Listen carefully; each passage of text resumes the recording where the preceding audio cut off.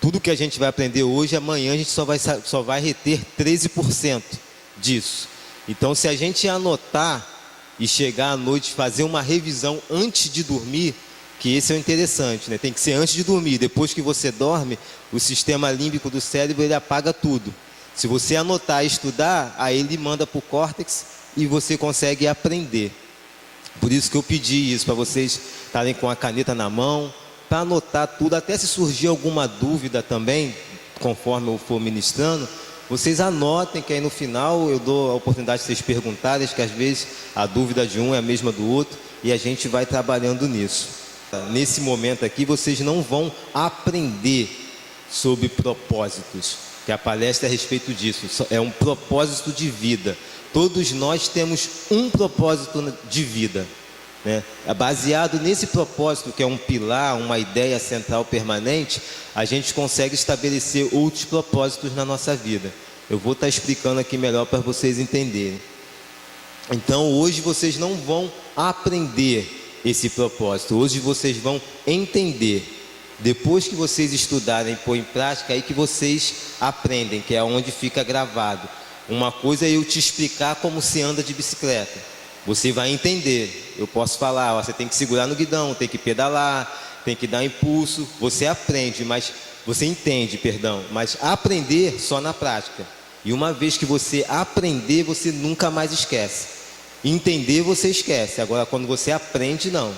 Você aprendeu a andar de bicicleta, você pode ficar 20 anos sem montar numa bicicleta, que quando te der uma bicicleta você vai andar, porque você não só entendeu, você aprendeu a andar. Então, falando de propósito, a primeira coisa é saber quem nós somos. Isso é o principal. A gente precisa identificar a nossa matéria-prima, Taleco. Por exemplo, a matéria-prima do vidro é a areia. A matéria-prima do ferro dessa cadeira é o minério. Não tem como. Quando você descobre a sua matéria-prima, você sabe que você serve para ser vidro. Se você é areia, minha matéria-prima é areia. Então eu posso ser um vidro, mas eu jamais vou poder ser uma cadeira. Então aí eu não vou querer fazer uma coisa que não está no dom que Deus me deu, não está na minha matéria-prima fazer aquilo. Eu não vou invejar uma outra pessoa, uma pessoa que tem um resultado de cadeira de ferro, se eu nunca vou ser uma cadeira de ferro, porque isso não é meu dom, isso não está em mim. A minha matéria-prima é areia, então posso ser vidro. Então a gente precisa identificar quem nós somos. Você tem que voltar a sua mente, remeter um pouco ao passado, te fazer várias perguntas. Como eu descobri? Eu vou explicar a forma como eu descobri isso, que aí eu vou ajudar também a vocês a entenderem como vocês vão descobrir o de vocês. Eu comecei a voltar à minha memória, lá na minha época de escola, quando criança, a professora escolheu algum aluno para ir na frente apresentar o trabalho, para falar alguma coisa para a turma. Normalmente todos se escondiam. Eu ficava torcendo para ser escolhido pela professora, pela tia, né, na época. Eu ficava tia, querendo ir lá na frente, enquanto todos não iam. Eu sempre gostei disso. Então eu comecei a ver que essas coisas já estavam dentro de mim desde criança. De estar aqui em público falando para vocês, já é uma coisa que eu carregava. Outra coisa, eu sempre gostei muito de ler. Eu sempre gostei muito de ler, de me informar, de pesquisar. Eu sempre tive muita curiosidade para buscar as coisas. E preparando esse esboço, eu cheguei a lembrar que eu li a Bíblia toda. Inclusive foi essa Bíblia aqui mesmo que eu tenho aqui. Eu li ela toda quando eu ainda nem era cristão. Carlos, eu nem era cristão, eu li essa Bíblia todinha, já para ter um entendimento. Só que como eu não era cristão, eu tinha um outro entendimento. Eu li ela para um outro propósito. Como que o inimigo já sabia que eu tinha a minha matéria-prima, porque ele também nos conhece, e ele já estava querendo usar esse dom que eu tinha para um outro lado, para fazer o que ele gostava. E eu descobri que eu falei, caramba, não é possível uma pessoa que não é crente ler a Bíblia toda de Gênesis e Apocalipse. Tem crente que nunca fez isso, e eu já, nem era crente, já tinha feito isso na curiosidade. Então fui juntando esses pontos, fui colando uma coisa na outra. Então quando eu aceitei a Jesus Cristo e entrei para o seminário, eu me apaixonei pela teologia. Foi uma coisa que eu fiquei encantado, muito, muito. E a inteligência emocional somou nisso, porque eu também tinha muitos problemas emocionais. Eu descobri, através dessas reflexões, que eu tinha doenças emocionais, que precisavam ser curadas. E quando a ciência prova uma coisa, a inteligência emocional ela é baseada em ciência. E tudo que a ciência comprova que é verdade, já está na Bíblia. Então eu fiz esse casal da teologia com a inteligência emocional, falei, cara, é isso. É quem eu sou, eu me encontrei, mas isso não foi de um dia para o outro. Eu confesso para vocês que isso foi uma coisa demorada. Talvez você possa estar me escutando, você já sabe, você já está identificando em você o seu propósito de vida, né? A sua matéria-prima. Para mim, eu tive que ir buscando várias lembranças do passado até chegar nesse ponto e me definir em uma palavra, que foi um pesquisador. Por essa minha curiosidade de estar lendo, de estar buscando conhecimento. Então, a resposta que você vai ter que dar para você achar quem você é, você vai ter que se definir em uma palavra. Talvez você pode estar tentando uma coisa e não está dando certo, você vai descobrir o porquê que essa coisa não está dando certo. Você vai descobrir que a sua matéria-prima, talvez você estava olhando para o vidro achando bonito, só que a sua matéria-prima é minério, você tem que ser ferro. Então não dá para você ser vidro, dá para você ser uma cadeira, qualquer outra coisa que seja de ferro, e isso vai te dar um norte. Uma outra coisa que a gente precisa saber é aonde estamos. Nós estamos aqui nessa palestra para traçar um propósito de vida. Você vai saber quem é você, depois você descobrir quem é você descobre aonde você está, que é essa pergunta agora, para você ter condições de saber para onde ir. Quando você vai chamar um aplicativo no Uber, você não tem que dar a sua localização atual para você poder traçar um destino. Na nossa vida é a mesma coisa. Se você traçar um destino, uma meta, sem saber a sua realidade de hoje, você mais na frente vai se atrapalhar. Então, como 3 perguntas para você identificar aonde você está, para você poder saber para onde, até aonde você pode ir, como você vai chegar. Você precisa saber como você está emocionalmente, espiritualmente e financeiramente. Como que eu sei, Anderson, como está o meu emocional? Simples e objetivo. Como você anda dando respostas, quais são, melhor dizendo, as suas respostas às contrariedades da vida? A pessoa te dá um bom dia, a paz do Senhor, você responde com um sorriso, lógico. Agora, se a pessoa virar para você, o seu idiota, seu mentiroso, seu sem vergonha, como que você vai responder a um questionamento desse? Se você está pensando, Anderson, se virar para mim falar isso, vai ouvir o que não quer. Seu emocional não está equilibrado. Isso é muito difícil, gente. Não estou dizendo aqui que isso é fácil, tá? Isso é uma questão que envolve um treinamento. Você precisa desenvolver isso todo dia. É um dia após o outro você tem que desenvolver. Como você sabe que está bem espiritualmente? Simples, oração e palavra. Para você estar bem espiritualmente, você tem que estar orando. Se você não ora, se você não lê a palavra, você não vai estar. Só que eu gostaria de aprofundar um pouco mais isso. No seu interior, você está orando porque você precisa de alguma coisa, ou porque tem que orar, porque você vem na igreja e o pastor fala que tem que orar? Você tem prazer de abrir a Bíblia para poder ler, ou você lê porque tem que ler a Bíblia? Não quero simplesmente falar que tem que orar e tem que ler a palavra, não. Como que você está por dentro? Você tem aquela ansiedade de, poxa, hoje acordei de manhã, caramba, vou ler a Bíblia. Ou então à tarde, eu não sei qual é o horário que você costuma ler. Como que está por dentro? Que Deus vê isso, gente. Vê o que está dentro do coração. Se você está indo lá só ler porque tem que ler e está orando porque tem que orar, sua vida espiritual não está legal. Quando você está bem espiritualmente, você tem prazer de ler a Bíblia. Quando você está bem espiritualmente, você tem o prazer de dobrar o seu joelho e começar a falar com o Pai. Então responda também essa pergunta e você vai saber se você está bem espiritualmente ou não.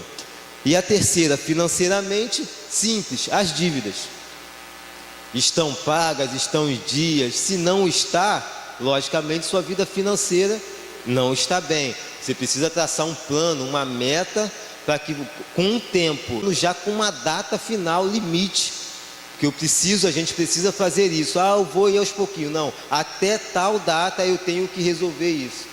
Que aí quando você coloca uma data, você você se estimula a resolver a questão. Então é isso, gente. Para você definir aonde você está, você precisa estar baseado nisso aqui. Como você está bem, emocionalmente, espiritualmente e financeiramente. Se não você não souber dessas coisas, você vai almejar uma coisa muito grande que às vezes por você não estar com o seu emocional bem, bom, ou a sua vida financeira boa, você nunca vai chegar nessa meta. Mas se você tivesse parado antes para pensar nisso, você já estipularia uma meta que seja não fácil, mas alcançável. Que vai ser difícil chegar, mas você vai ter condições de conseguir chegar. Você só muda o que identifica. Se você não fizer todo esse pensamento que eu passei aqui agora, você não vai mudar, porque você não identificou. E se você só muda o que identifica. Se você não identificar, você nunca vai mudar. Às vezes tem muitas atitudes que nós estamos tomando na vida que a gente acha que está certo. Aí às vezes chega um amigo, um colega, alguém e dá um toque por cara, isso aí está errado. Aí você cai a ficha, caramba, é mesmo, você identificou. Essa é a hora da identificação, realmente eu estou errado, então você consegue mudar. Porque agora você já sabe quem é, você já sabe aonde você está, qual a sua situação de vida atual hoje. Então você pode traçar uma meta para onde você quer ir.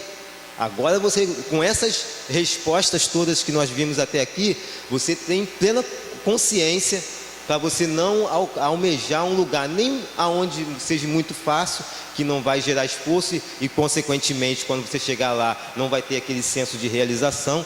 Você vai atingir, botar uma meta também não muito longe, que você não vai alcançar e vai acabar se frustrando. Com essas respostas você consegue fazer isso. Então, o que você precisa responder para você dar base para quando você estipular a sua meta? Por que você está fazendo isso? É como lá a oração. Por que você ora? Por que você lê a Bíblia? Tem que ter um sentimento, tem que ter algo envolvido, porque dificuldades chegam. Às vezes nenhum problema está acontecendo na sua vida, mas te bate uma tristeza, um desânimo. Com quem já aconteceu isso? Bate uma fraqueza, você fala, caramba, não tem nada de errado, por que eu estou desse jeito? E você tem que ter essas respostas do porquê você está fazendo o que está fazendo, do porquê daqui a 5 anos eu quero expandir essa teoria para outros estados, não só aqui dentro do Rio de Janeiro, mas para outros estados. Por quê? É o meu estilo de vida. Lá atrás, quando eu falei, lembra? Que eu já lá, como criança na escola, eu já tinha esse desejo. Então o meu senso de realização, essa é a palavra, o meu senso de realização vai estar nisso. Porque eu vou estar ajudando outras pessoas, e é a forma que eu vou ter também de, como um pregador da palavra, estar levando o nome de Cristo. Vou chegar com uma teoria, com uma novidade, para quê? Expandir o nome de Jesus Cristo ainda mais do que ele é. E outra coisa, para quê? Parece a mesma coisa, mas não. Por quê e para quê? Para que eu quero fazer isso, cara? Alcançar as próximas gerações. A minha geração, por exemplo, a gente foi criado muito dessa forma. Nós fomos criados com cobrança e não com ensinamentos. Quem já ouviu essa frase assim, faça o que eu digo, mas não faça o que eu faço? Tá vendo? Não foi só eu, tá vendo? Faça o que eu digo, mas não faça o que eu faço. Só que isso não funciona, gente. Não funciona. No que depender de mim, a hora que eu tiver com o microfone na mão e pessoas me ouvindo, eu vou falar isso. A gente tem que mudar para que a próxima geração que venha depois de nós não caia nisso. Esse negócio de faço o que eu digo e não faço o que eu faço, isso destrói, pega o pensamento, o entendimento da criança, do adolescente que começa a ouvir uma coisa dessa e distorce, porque você está mandando ele fazer uma coisa, mas ele está vendo você fazer outra. Eu não tenho como falar, faça isso.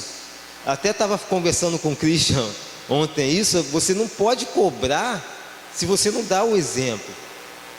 Para você cobrar, faz isso, você tem que fazer primeiro. Quem eu puder falar isso, a pessoa a qual eu puder estar perto e mudar, eu perceber que tem esse tipo de crença, porque isso vira uma crença que a gente escuta quando é novo, a gente cresce com isso na cabeça e passa para outras pessoas, como eu já passei um dia. Eu já passei fazendo coisa errada, lógico, é sempre assim.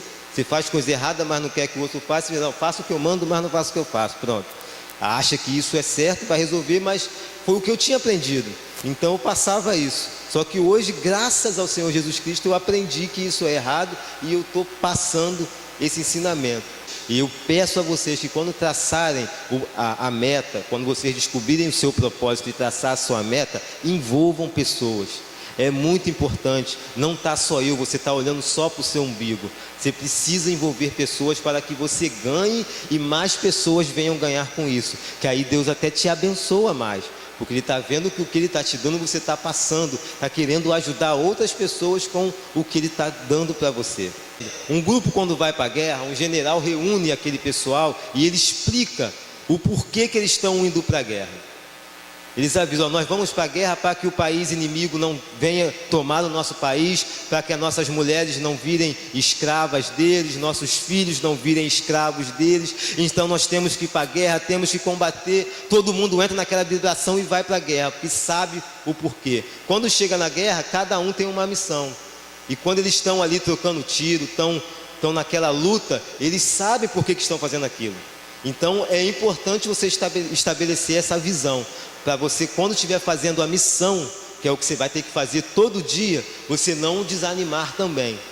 Você precisa saber, enxergar, se eu quero chegar em tal lugar daqui a 4 anos, daqui a 5, daqui a 10 anos, o que eu tenho que ir fazendo todo dia, para poder, daqui a 10 anos, isso acontecer.